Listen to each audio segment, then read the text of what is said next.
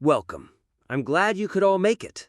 We are here to discuss a timeless yet often misunderstood journey, the ideal apprenticeship. This is the foundation upon which all mastery is built. It is a period of deep learning, observation, and skill acquisition. It can be frustrating, and it is always challenging. The Roman emperor and philosopher Marcus Aurelius once wrote, "Do not think that what is hard for you to master is humanly impossible. And if it is humanly possible, consider it to be within your reach." That sentiment is the guiding star of our exploration. Today, we will unpack 8 classic strategies distilled from the lives of masters that will help you navigate this critical phase of your life. Our first, and perhaps most foundational strategy, is to value learning over money. Consider young Benjamin Franklin. At 12, his father wanted him in the family's lucrative candle-making business. But Benjamin threatened to run away to sea unless he could choose his own apprenticeship. He chose a printing business, harder work, longer hours, and a much riskier future. Why? Because he wanted to become a writer, and a print shop was an environment rich with books, texts, and the opportunity to learn the craft of language. But Professor, that's a huge risk. We have student loans, rent. Isn't it irresponsible to ignore a good paycheck? How can you learn if you can't even afford to live? A fair and practical question, Leo. It's not about asceticism, but about priorities. Look at Albert Einstein. After university, he turned down better-paying jobs to work at the Swiss patent office. The pay was mediocre, but the work, analyzing patent applications, was a daily exercise in the very thought experiments he needed for his physics research. It sharpened his mind and, crucially, left him the time and mental energy to develop his theory of relativity. The core principle is a law of human psychology. Your thoughts revolve around what you value most. If it's money, your focus shifts to pleasing your boss and avoiding mistakes. You become cautious. So you're saying it's a long-term investment. Suffer now for a bigger payoff later. Precisely, but suffer is the wrong word. Think of it as training. A job with mediocre pay teaches you a valuable life skill, getting by with less. You avoid becoming addicted to a fat paycheck, which can trap you. Imagine a simple diagram on the screen, a fork in the road.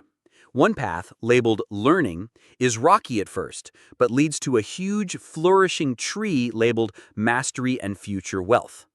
The other path, labeled immediate high pay, is paved, but leads to a small, contained box labeled career stagnation. By valuing learning above all else, you set the stage for your creative expansion, and eventually the money will follow.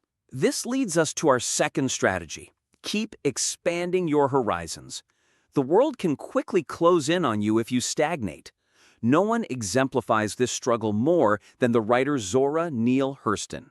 After her mother's death, she was abandoned and forced into housekeeping jobs. Her world, once expansive with books and stories, was shrinking. That sounds terrifying. To feel your world getting smaller, your dreams dying? How did she fight that? She understood a profound paradox. The mind is essentially free. It can travel anywhere. She decided it was her own fault if she let it be confined.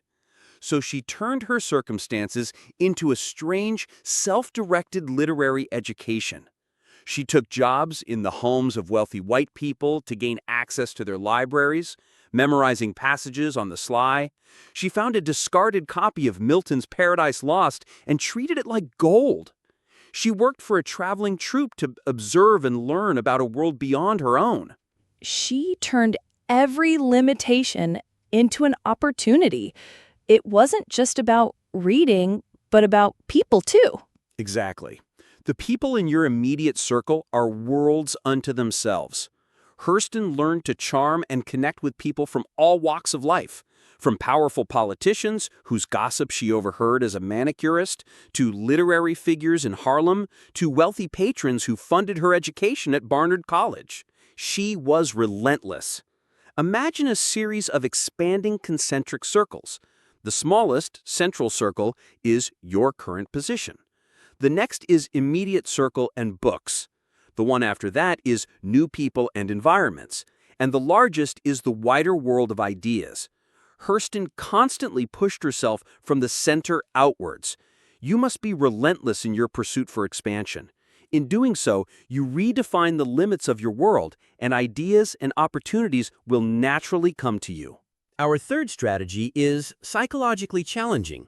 Revert to a feeling of inferiority. As we age, our minds tend to close off. We develop a sense of smugness, a feeling that we know things.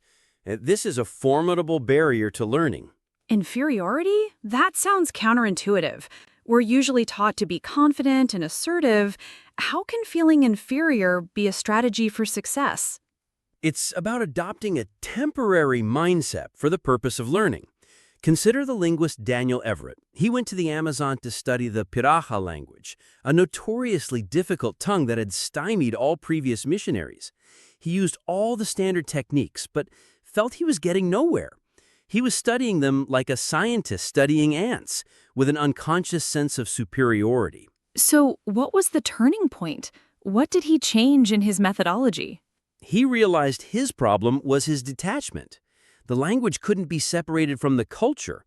He made a radical decision to become like a Piraha child. He made himself dependent on them for survival, participated in their hunts, entered their social world, and truly felt his own ignorance.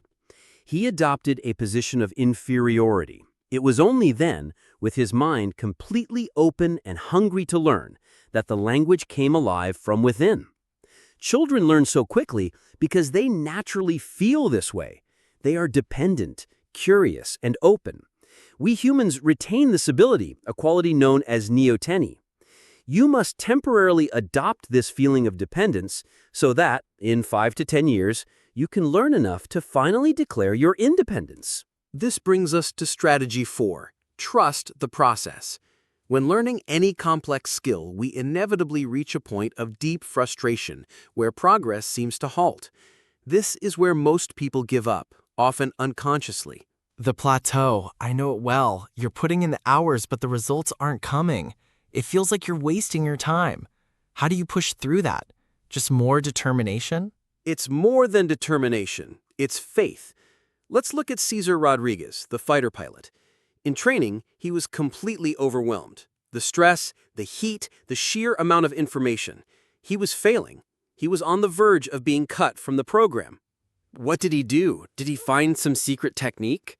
He remembered his high school football days, where he learned that rigorous training builds familiarity and overcomes fear. So he tripled his simulator time, visualized maneuvers, and grabbed every extra second of airtime he could. He trusted the process of practice itself. He didn't have the natural flair of the Golden Boys, but he outworked them. The magic ingredient is time. When it comes to mastering a skill, practice slowly hardwires the skill into your nervous system. On the screen, look at this simple graph of a learning curve. The x-axis is time and practice. The y-axis is skill level.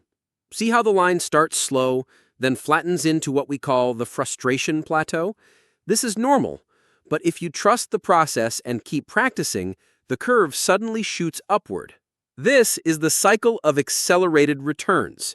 Your emotions, boredom, panic, frustration, are normal. Trust that they are signs of progress, and the process will carry you through. Strategy 5 demands we do something unnatural. Move toward resistance and pain. We instinctively shrink from difficulty and prefer to practice what we're already good at. This creates lopsided skills. To achieve mastery, you must adopt what I call resistance practice. That sounds painful, especially in a creative field. If I force myself to write when I feel resistance, it often comes out horribly. Isn't it better to wait for inspiration? Let's look at the poet John Keats. To complete his self-apprenticeship, he gave himself a monumental task: write a 4,000-line poem, Endymion, in 7 months. 3/4 of the way through, he hated it. He saw its flaws, its flowery language, but he did not quit. He forced himself to finish. And was the poem a masterpiece? No, he considered it mediocre, but the process was the masterpiece. In his own words, I leaped headlong into the sea and thereby became better acquainted with the soundings, the quicksands, and the rocks. By forcing himself through that resistance, he learned to write past any obstacle, to criticize his own work, and he discovered the compact, powerful style that would define his greatest odes. He trained his creative muscle. Bill Bradley did the same in basketball, practicing his weakest skills for hours, even taping cardboard to his glasses to learn to dribble without looking at the ball. The principle is to go in the opposite direction of your natural tendencies. You resist being nice to yourself and instead become your own worst critic, focusing on your weaknesses. You find a perverse pleasure in moving past the pain. Strategy 6 is for the bold. Apprentice yourself in failure. In business and entrepreneurship, this is non-negotiable. Failure is a tough pill to swallow. It can ruin your reputation and your funding. How can you actively seek it? You don't seek it, but you don't fear it. You understand its educational value. Henry Ford's first 2 automobile companies were complete failures. His investors got restless, meddled with his designs, and eventually dissolved the companies. He was written off. So he just got lucky on the 3rd try? Not at all. He treated those failures like a malfunctioning engine. He took them apart in his mind, identified the root cause, interference from financiers who didn't understand mechanics, and learned an invaluable lesson. He realized he needed a new business model that gave him complete control over the design and production process. His failures taught him how to structure his eventual success, the Ford Motor Company. There are 2 kinds of failure. The first comes from timidity, from never trying your ideas. You can't learn from that. The second comes from a bold, venturesome spirit. The hit to your reputation is greatly outweighed by what you learn. In fact, it is a curse to have everything go right on your first attempt. You fail to question the element of luck. Repeated failure will toughen you and show you with absolute clarity how things must be done. Now for a strategy that bridges disciplines. Combine the how and the what. We live in a world of a sad separation that began some 500 years ago when art and science split apart. We see the what, the beautiful building, the finished product, but we rarely understand the how, the engineering, the process that brought it into being. That's the classic form versus function debate. Most fields force you to specialize in one or the other. But true mastery lies in uniting them. The architect Santiago Calatrava began as an artist, obsessed with capturing movement in still drawings. He then went to architecture school, learning design principles. But he felt something was missing. He didn't know how the great buildings he admired actually stood up. He knew their form, their what, but not their how. So he sought out that knowledge? He did something remarkable. He virtually started over, enrolling in a civil engineering program. He learned the physics and mathematics of construction.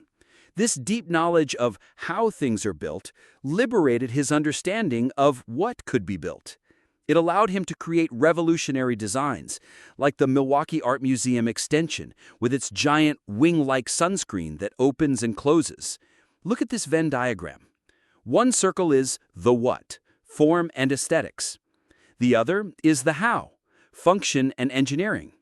By combining them, Calatrava accessed the overlapping section, deeper knowledge, and true innovation. You must do the same. Study the technology you use, the economics of your field, the structure of your team. This rounded knowledge will give you a deeper feel for reality and a heightened power to alter it. Our final strategy offers a model for the modern era.